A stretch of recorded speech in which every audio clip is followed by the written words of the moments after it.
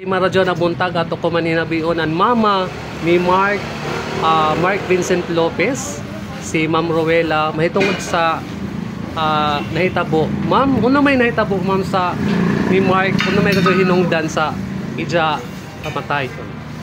Na-disgrasya siya sa motor.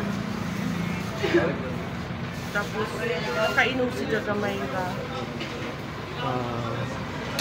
Si may dyan mga kaiban ma'am ato na gabi. Siya mga barkada. Di man dapitan kuan na lugar gazod na nag-inom sila. Dito sa pier ko, no? Sa pier. Sa pier. So atong tag-drive na dyan ang motor, ija ato ma'am. Kuwan, ito sa Ija barkada. Sa Jabar kada. Namuyos siya. Ana mo yus. Ma'am, Tabang. sige ra labang. Kano sa man ma'am an kuan ma'am an lubong ni Mark Kuman ko ibis.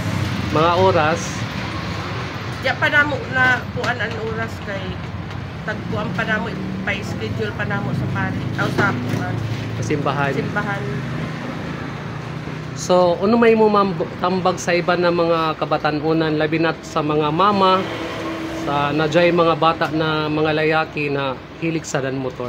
Anak ko ikatambag sa age mga bata na maghinay kasi ka mo paggamit ng motor, pag-drive kay dili basta-basta na kuan na kay sabi na ninday tabo ko man sa akong bata. Na grabe ka sunod. Hindi na ako hapit kaya. Isa na akong bata.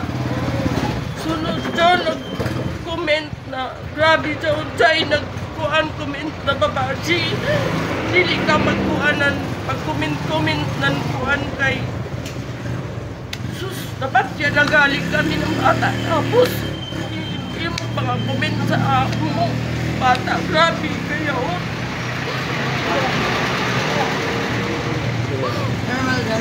Isa nagali ako bata, kumanya di ako bata. Sabi mo pag-comment.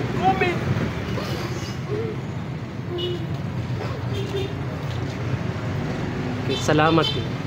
Salamat.